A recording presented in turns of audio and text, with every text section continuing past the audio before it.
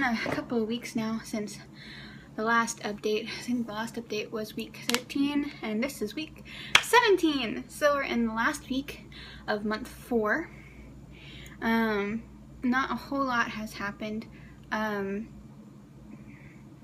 We did hear the heartbeat and it was a good strong 160 beats per minute, and that was one of those moments where you're just like, oh my goodness, there's something in there.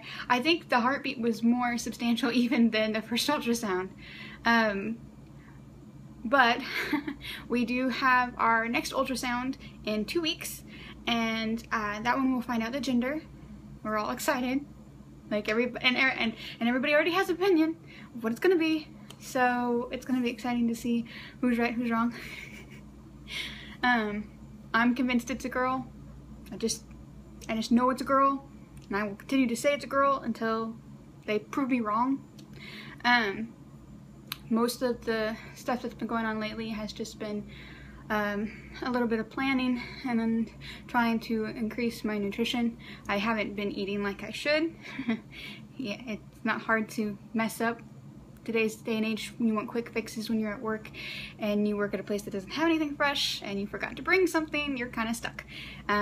So I've been taking my prenatals every day to supplement all of the bad things I've been eating. I've started juicing again.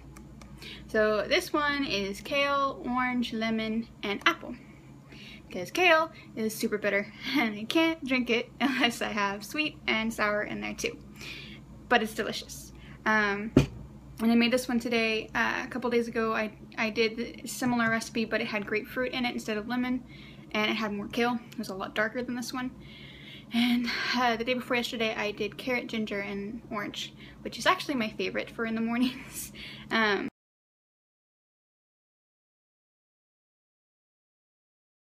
The ginger, even though I'm not nauseated anymore, my stomach, because of the UC, I have trouble with some foods anyway, and the ginger helps a lot. So between ginger and juice and ginger tea and my mother-in-law and grandmother-in-law both gave me, it was a nausea packet where they gave me teas and stuff, but they also gave me these little ginger chews, which are really great. Because you don't have to fix them. You can just throw them in your purse, and then whenever you feel nausea, just take one out, eat it. And you can only, like, if you eat half of it, it starts helping. But you have to like ginger. You have to like the spice. But I think it's really good. I love them, and I actually got my husband to try one, and he likes them too. And he's like, we need to find these because I like these. Which is weird for him because he doesn't like very spicy things. We went to my cousin's baby shower Saturday, and then we went shopping afterwards, and I finally caved. Mom's been telling me I needed to buy maternity clothes for a little while, and I was trying really hard not to buy any, or very little, and so I was trying to do that stupid rubber band trick with your jeans. Well, it works. I mean, it makes your jeans stretch a little bit, but when you work where I do and you're setting shelving and you're moving product, you're up and down a lot. It starts to dig into your stomach after a while. So I caved, and we were at Ross, and they have a small maternity section. So I bought a pair of pants that are appropriate for work that have the maternity waist in them, and they actually fit pretty good, and a couple of shirts. And I was gonna buy more, but I thought about it. My grandmother-in-law, his mom's mom wants to take me maternity shopping. She's been like, gung-ho, we need to do this, I want to do this, I want to take you. And so I finally, after talking to my mom about the necessity of having the maternity clothes, finally caved and told them. We haven't picked a day to go shopping yet though, so I'm working with that one pair of pants. I did order a Bella Band, which is supposed to arrive tomorrow, which I'm hoping works, and I hope I ordered the right size. I'm terrible at ordering clothing online. I can't do it. And what was really funny with the Bella Band is I fall right between size 2 and size 3, like literally on the line. So I went and got the 3 because I went through and read all the reviews, and everyone says that when you first get it, it's like super tight. and it stretches as you grow. So I'm like, well, if it's gonna be tight, I don't want to strangle myself. So we went with one size bigger. We'll see.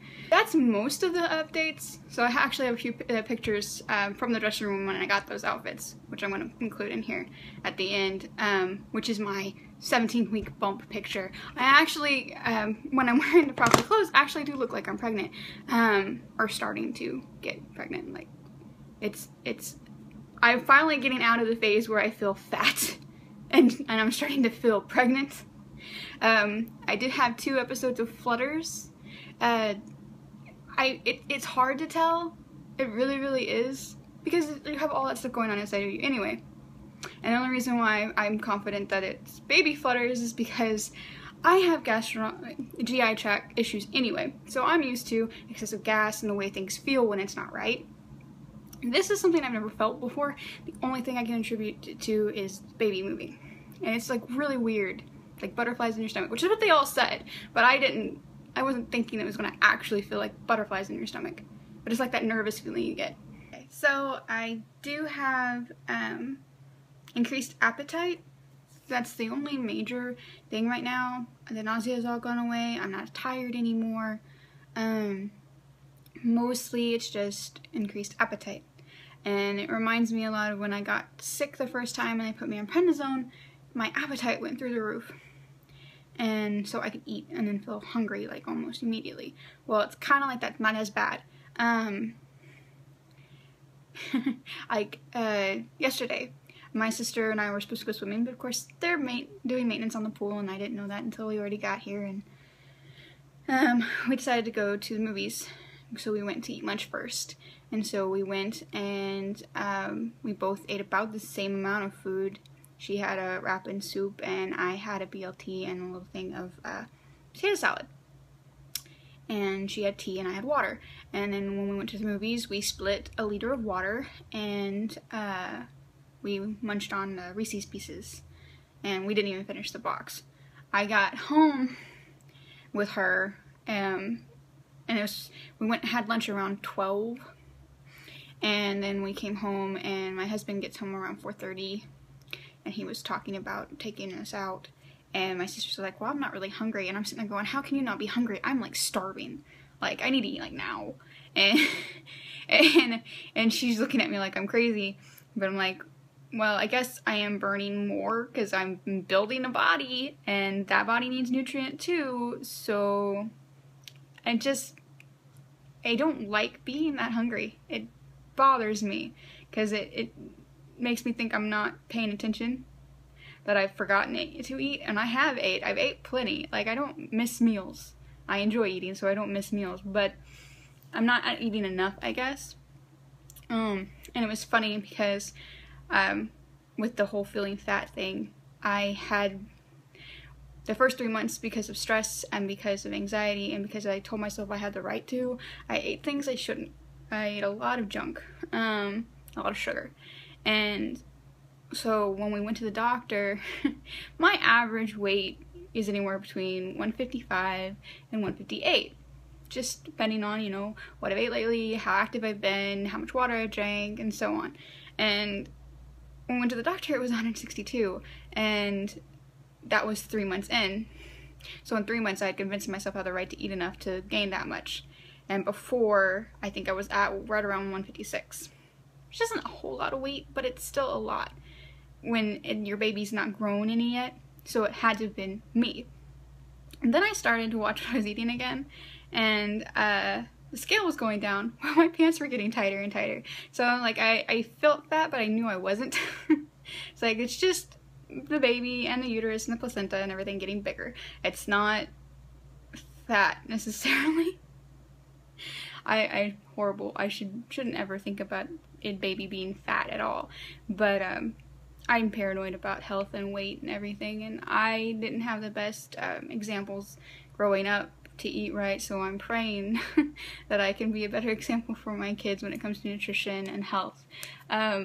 So hence the juice, which probably ought to finish drinking this. So I'm getting excited, and also, I mean, it's everything's starting to pick up pace, because there for a while it's like slow. Like, there's no changes, there's no planning, there's telling a few people, And then dealing with all the hordes of questions that they give you, which you may or may not have even considered yet.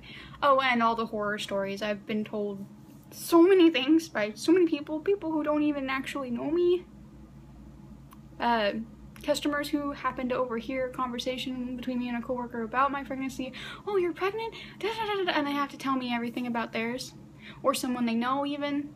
And it's never good. It's always bad. Why can't anyone ever come up with a good, happy, oh, it was so wonderful, it was the best time of my life story? It's like everybody's, oh, it's horrible, it's this awful thing, and it's painful, and you're going to hate it. My only other complaint, besides hearing all these stories, is everyone's insistence that they know me better than I know myself. I keep telling people, no, I'm not going to have an epidural, and I am not going to have drugs. They all keep insisting. And it's the way they insist. So, if they would just, they'd approach it differently. If they would say, I would do this, or I really needed it, or from what I understand, you really are gonna need it. That's one thing, because that's suggestions and opinions and advice, and I'm fine with giving advice. What I'm not fine with is this insistence that I'm going to be in so much pain and I'm so weak that I'm going to have drugs to get through a pregnancy. Well, epidural is totally out of the question. I am more scared of a needle being shoved into my back than I am of labor pain. And it's $1,000 shot. I'm not paying someone $1,000 or more to put a needle in my back for temporary pain relief, especially when that procedure makes it harder for you to feel contractions. You literally can't feel them. Somebody has to tell you, hey, you're having a contraction, you want to push now. I want to be present for my pregnancy and for my delivery. I want to know what's going on, I want to be aware of what's happening, and I want to take part in it. I don't want to be a half asleep, drugged up, I'm just a vessel and you're going to take this out of me. I want to be able to push when I know I'm supposed to push, without having to be told. I want to just feel that urge and follow it. I mean, we've been having babies forever. Yeah, things can go wrong, and yeah, there are issues, and yeah, it's painful, but if all these women could do it for so long without an epidural, without any drugs, really, it can be done. You can survive it. And it's not like it's indefinite pain. It's not like you're going, this is pain that's never going to go away. You're going to be in pain forever. No, it's limited. Sure, you could have a super long, drawn-out labor. And that's a lot of pain, but the end result is a baby. It's not like when you break your leg. It's just pain. It's pain with a purpose. And for me, that's enough to get me through it. And I can't seem to get people to understand the repercussions from taking those drugs, to me, is worse than dealing with the pain in the moment. And some of the other drugs that I've heard about, like, knock you out. Like, you're only aware enough when you're having a contraction, and the rest of the time you're like half asleep. So that by the time you have the baby and all your adrenaline's were off, you're like asleep. Like, you don't even really aware that you're being handed your baby. I want to be aware. I want to know what's going on. I want to be able to look at my baby. I want to watch them lift them up and see them that moment and be completely aware of it. And I am very aware it's going to hurt, and I am very scared of the whole thing. I would be kind of insane not to have some kind of fear of it, but it's a fear I've accepted and I can live with, because there's a plan involved with it. There's a definite time, like there's a time when it's going to happen, and I know they can come early and they can come late, but there's a general idea of when this is going to occur, so I can kind of plan for it. And once you get in there, it's going to happen. And once it's over, it's over. And then it's just a healing process and adjusting to the new baby and moving on with your life. And it's not like this, that you're going to, in 10 years, focus so much on the pain as you are the joy of having your child come into your life. And that's what I'm going to choose to focus on. It's not going to be a focus on, oh my God, I have to go into labor now, I'm going to be in so much pain. It's going to be a focus on, in so many hours, I'm going to be holding my baby. I'm going to be a mother. I'm going to have a life that depends upon me. And that is substantially more painful to think about than actual labor. And I know everyone's probably mocking me because it's my first pregnancy. I've never been through labor, so I couldn't possibly imagine how painful it is. Well, I'm sure it's painful. And I'm anticipating it being very painful for me, considering how bad my menses are when I have them. Because it hurts. But I'm not big on pain meds to begin with. I will lay here with a migraine, splitting my head in half for 3 hours before I will give up and take meds.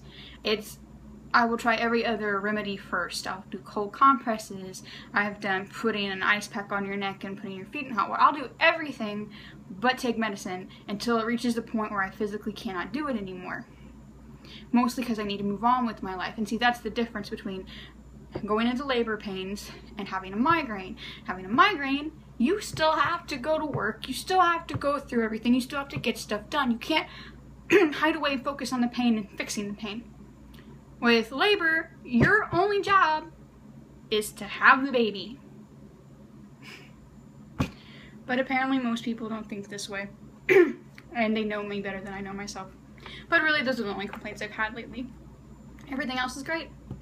And that's going to be it for this one.